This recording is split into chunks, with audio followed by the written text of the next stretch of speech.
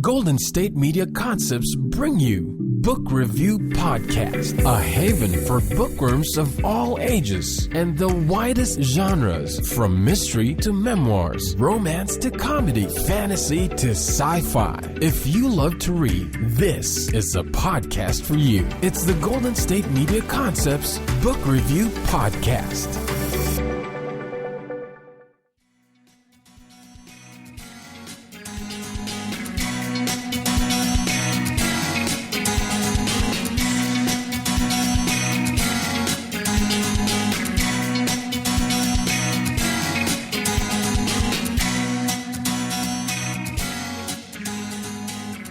Hello and welcome to the GSMC Book Review Podcast, brought to you by the GSMC Podcast Network. I am your host, Sarah, and I am happy to be with you on this, for me, rainy Saturday. It never rains where I'm from in Northern California this time of year. It's crazy. Usually we get rain during the winter, and then around April it heats up to the 80s, and then we don't get rain until October or November, somewhere around there. I'm not complaining. The rain is awesome. It's just weird. So I hope that the weather where you are, and I have friends in Montana who said it snowed again, I think today. Not good. I mean, I guess if it's raining here, it makes sense that it's snowing there, but oh man, they've got to be so sick of snow. So if it's snowing where you are, my sincere and deepest apologies and sympathies to you. I'll take the rain any day over the snow. Anyway, I hope you're having a great weekend. And as you can see by the title of this episode, we're going to be talking about women solving murders. 2 women solving murders, first of all. And I have been listening to audiobooks, of course, on my commute. And I've been flipping back and forth lately between two different series. And at first glance, they don't really have anything in common. One takes place in England in the 1930s. One takes place in New York in the future. It's in the 2050s and 60s.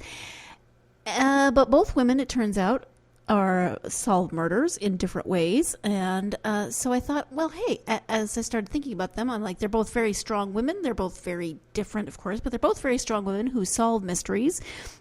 One solves other cases besides mysteries. She's a private investigator, so she'll solve, disappearances, kidnappings, embezzlement, all kinds of different cases, but a lot of the times she is looking into murders. And then the other woman is a homicide detective. So let's be backwards and start in the future. Let's start in the future with a series that starts in 2058. It is the In Death series by JD Robb. JD Robb is also maybe better known, I guess it depends on what genre you like to read, as Nora Roberts, who writes a lot of romance novels.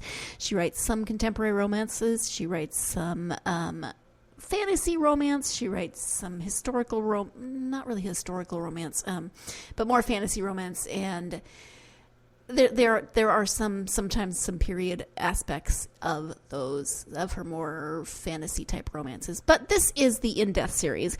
As I said, it takes place in the future. The first book starts in 2058. The first book she wrote in this series is Naked in Death. It came out in 1995. So next year, the series will be 25 years old, which is pretty crazy that she's been writing them for this long. That much time has not passed in the series. I think about 4 years have passed in the series, and she is about to release her 50th In Death book. She writes 2 a year, so that would make sense. It is, let me just give you the description and then we'll talk a little bit more about it. So in the year 2058, technology completely rules the world. But for New York City detective Eve Dallas, one irresistible impulse still rules the heart: passion. Eve Dallas is a New York police lieutenant hunting for a ruthless killer. In over 10 years on the force, she's seen it all and knows her survival depends on her instincts. And she's going against every warning telling her not to get involved with Rourke, an Irish billionaire, and a suspect in Eve's murder investigation.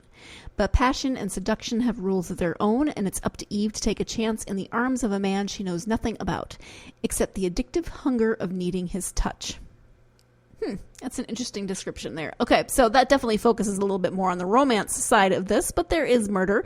So Eve Dallas is a New York City lieutenant. She's She starts off the series, as a detective. She's currently has the rank of detective in the newer books. And I actually started this series somewhere in the middle. I can't remember where. I had a friend who has read the whole series, and for some reason she didn't have the first ones, so she gave me the first one in the series that she had, and I started there. I did go back and read a few of those first ones just to kind of get some of the backstory, but there's a few in there that I haven't read at the very beginning. Well, not at the very beginning, but more toward the beginning. Babbling. Okay. It is set in 2058. Eve is, you find out a lot about her as the series goes on, and I don't want to give too much away if you do want to read it, and there are 50 books, so that will give you a lot of things to read, a lot of content to read if you're looking for a good series to immerse yourself in. Dallas has some definite issues stemming from her childhood. Her childhood was not good. She grew up in the system. She became a cop. And she's not heading down a good path emotionally, mentally, spiritually, those sorts of things. She is very closed off. She's just not headed down a good path in terms of her mental well-being. She gets involved in this case. She meets Rourke, who is an Irish billionaire. They have a connection, and then the rest of the series, it's Eve and Rourke. I'm not going to give anything away. It's a series, and they're in all of them. She is definitely a kick-butt detective. I don't always... one thing I really like about the series is watching the characters grow and develop. And there's been a lot of new relationships that have come into the series, new friendships, new people. And I really enjoy watching as all of those relationships develop and evolve. And like I said, it's only been about 4 years for the characters. So you really get a lot of content packed into these 50 books in terms of a short space of time. Eve especially is a fascinating character to me, to watch her grow and evolve, which she has done a lot of from that very difficult childhood. Nora Roberts / JD Robb has a very distinctive writing style. There's always going to be sex in the books. That even Rourke have a lot of sex. Good for them. I tend to just kind of skim over those parts. No big deal. It's not because the writing is bad or anything. It's just like, yeah, okay, they're doing it again. Cool. But if you do like your mystery with a little bit of romance or passion or sex scenes, then this might be an added incentive for you. It is fun to see the technology that JD Robb envisions in 2058 and beyond. It's not that far in the future now. That's only 39 years. It was further in the future when she started. It's fun to see some of the things that she wrote about and continues to write about that seem to be kind of accurate in terms of technology, and then some of the other things. They do have flying cars. We're always promised, everyone's always promising us flying cars, right? Where are our flying cars? And honestly, I don't know that I want a flying car, because we have enough accidents when we're all driving on the ground. Then, yeah, we don't pay attention to the lanes as it is. There are no lanes in the sky. We'd be in trouble. There are flying cars. She doesn't use that a lot. Cars have auto chefs, which you can just like program things. I don't think it's quite like a Star Trek replicator type of thing, but because you do have to stock it. So I picture it more like a mini fridge, but that will make stuff for you. I don't exactly know how it works, but the cars have auto chefs. Like, she's always ordering coffee from her car, her in-dash auto chef. I could deal with that. Her partner is Delia Peabody, and we get to watch her evolve throughout the series too. I really like Peabody. I like Eve also. She's definitely the kick butt of the pair. Peabody, I feel like, is more like me. Maybe I find her more relatable in that way. She has, again, evolved. I've been listening to these on audiobooks, as I said, and the current narrator, I've gotten used to her. I don't like the way she does some of the voices. Some of the voices kind of bug me, so that takes me out of the story a little bit. But she's not terrible. She's just not my favorite audiobook narrator ever.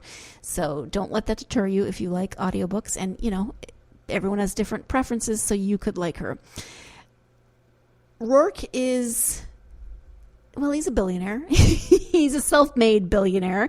He grew up in the streets of Ireland. He also had a very difficult childhood, and as the series goes on, you start finding out more and more about Rourke's and Eve's pasts, how they have affected their futures. But Rourke is a thief. He's a criminal. So getting involved with a cop is interesting because obviously he doesn't walk on the same side of the law as Eve.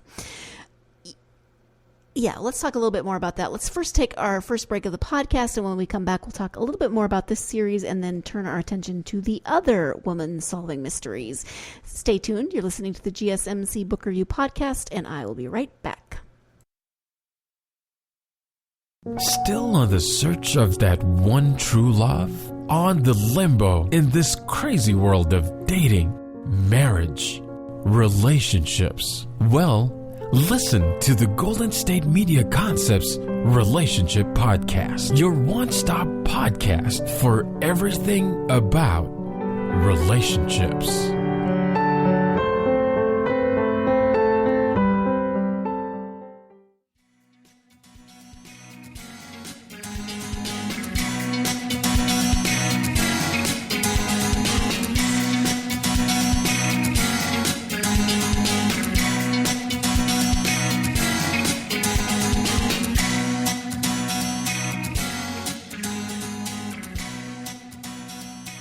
Welcome back to the GSMC Book Review Podcast. I am speaking about the In Death series by JD Robb. I was talking about the character of Rourke before we went to break. As I said, Rourke is Irish. He's a billionaire, self-made billionaire. He is self-made in that he kind of illegally got himself there. I guess it's still self-made, isn't it? He is a thief. He's a hacker. He has all kinds of e-skills.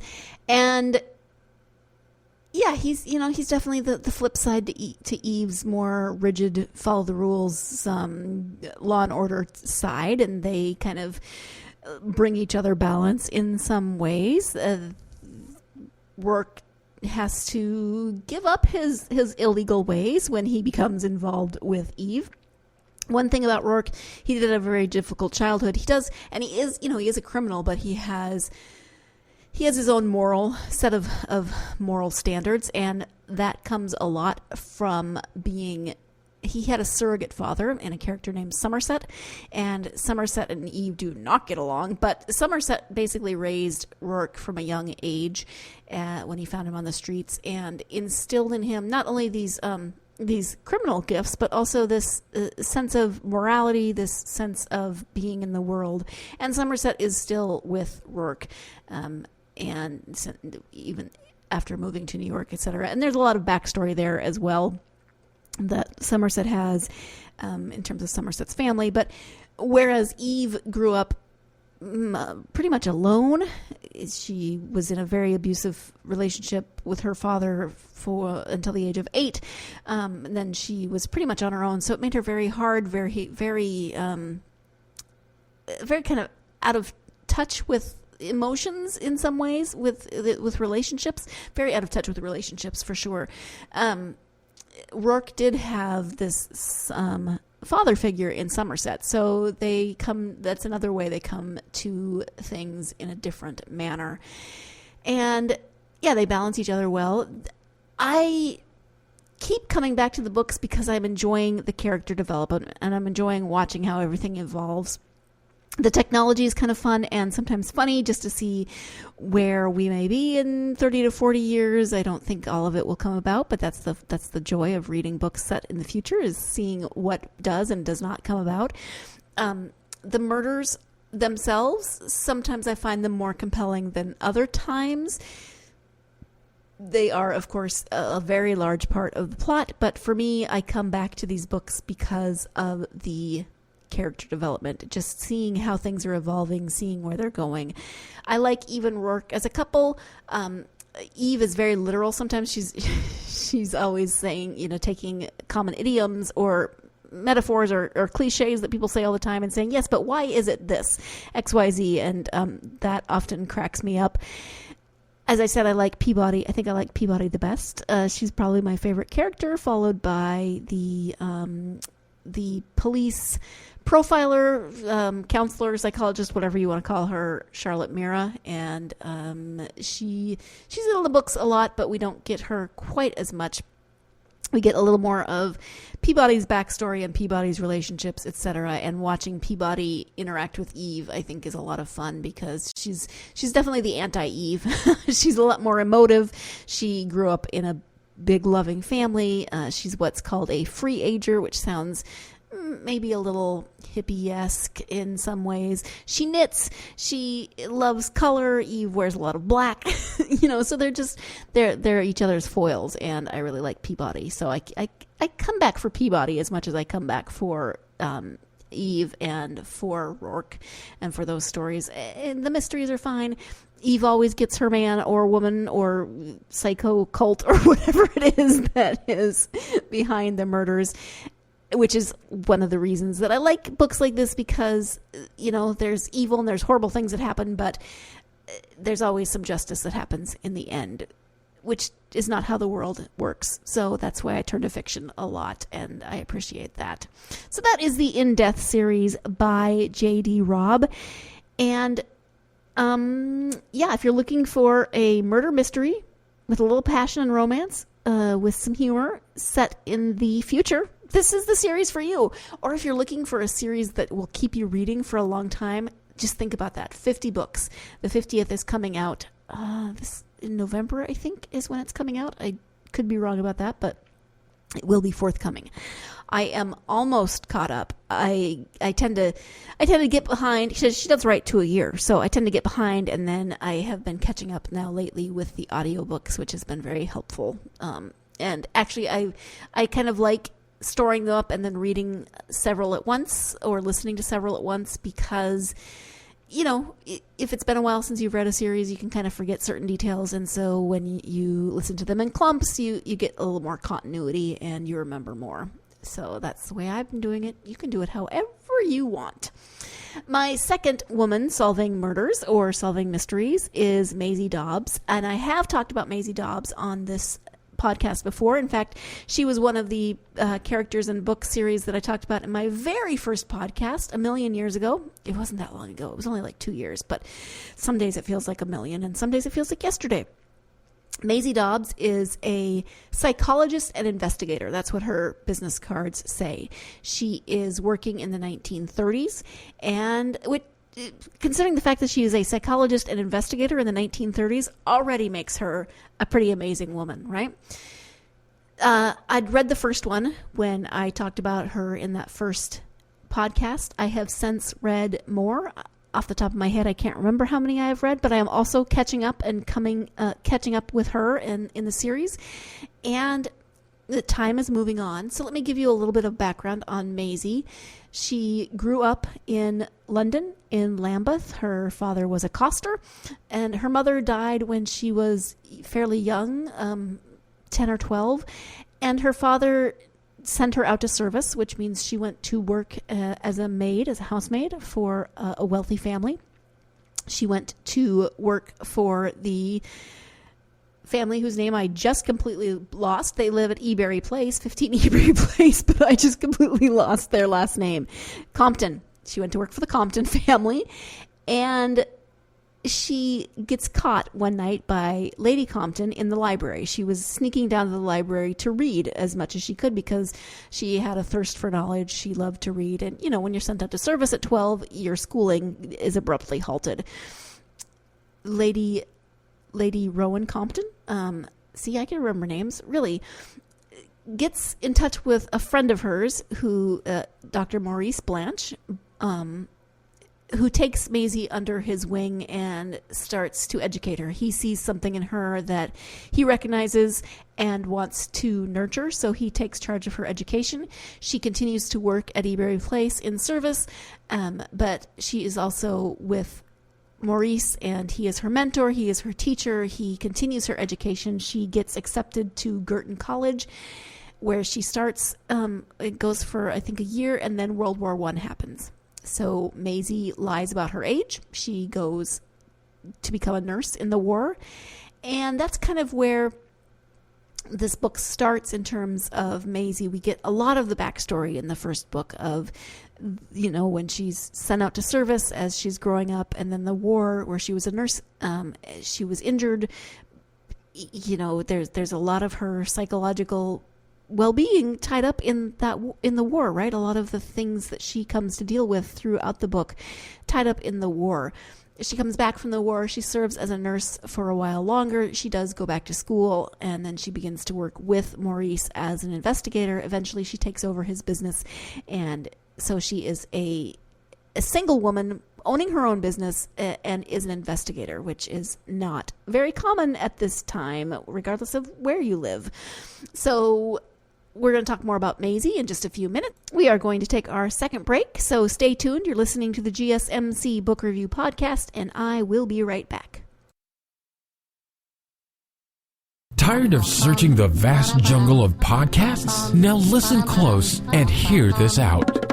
There's a podcast network that covers just about everything that you've been searching. Hey! The Golden State Media Concepts Podcast Network is here.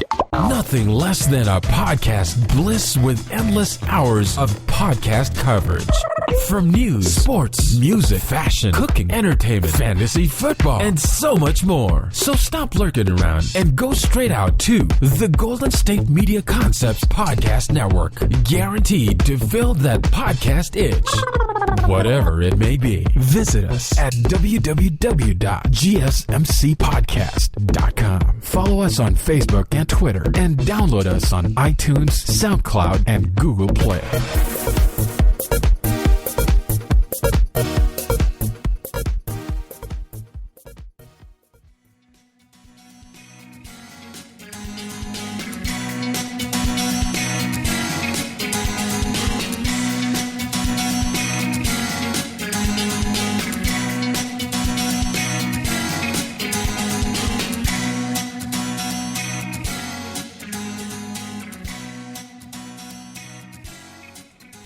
Welcome back to the GSMC Book Review Podcast. I have moved on from Eve Dallas to Maisie Dobbs. And, both women who solved murders, both women whose last name starts with D. See, they have more in common than you would think. So it is 1930s England. We've backtracked a little in Maisie's backstory, learning how she was sent out to service, received education, became a nurse and was involved as a nurse in World War I, came back from World War I, eventually took over the business from her mentor, Maurice Blanche. And so we encounter Maisie after she's taken over the business. She is still new at running the business by herself. Maurice is retired. He's still in touch with her, and she still consults with him on cases, but it's now her business. And so we get this woman who is really interesting in a number of ways. First off, she has kind of ascended above her class, and of course there's still more, classism at this point. And she was the daughter of a costermonger. Her mother died at a young age. She was sent into service, so that sets a specific trajectory for a young woman during this time, and she changes that trajectory. Lady Rowan Compton, Maurice Blanche help her change that trajectory. She receives an education, and now she is a business owner. She's a single woman, which is a little unusual in itself. She's not married. She could be considered a spinster, and she owns her own business, and she solves cases. So she's definitely different in a lot of ways. As the book goes on, her emotional arc, I'm a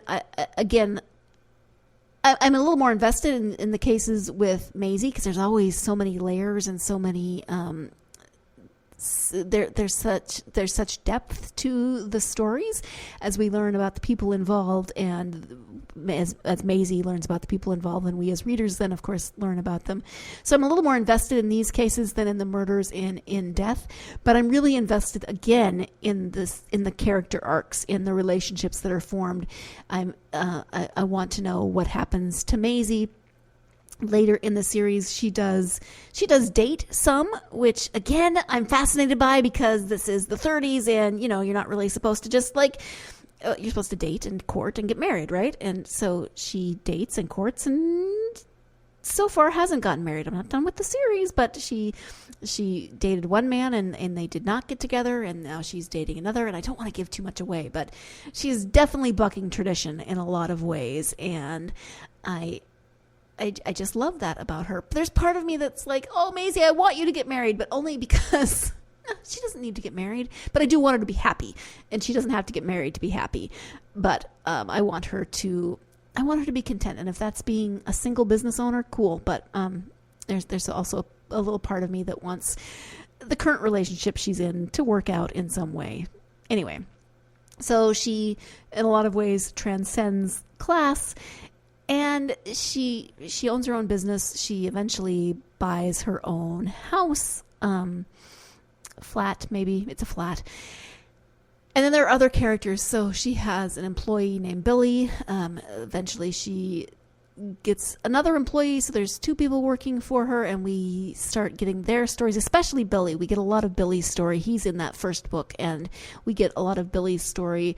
Billy is married. He has a couple of kids. It turns out that Maisie was the nurse who helped save Billy's life in the war. So he has a strong sense of loyalty to her.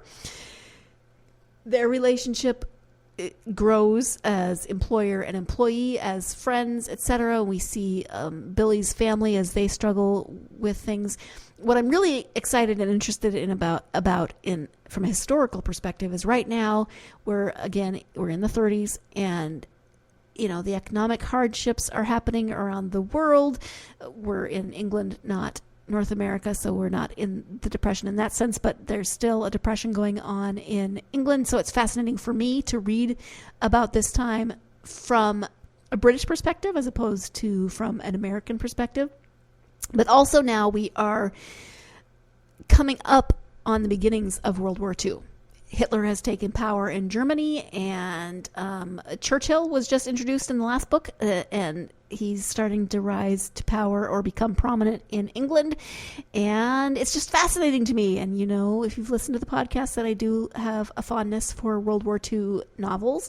We are creeping up to that point, so it's really interesting to read this series, because in hindsight, and as a history major, I kind of know that path and that trajectory as World War II came about. And so watching Maisie navigate through life at this time, there's so many layers. She's the single woman, she's a business owner, she's bucking traditions in a lot of ways. And now she is living through a time it's a time between wars, as we know. She was in World War I.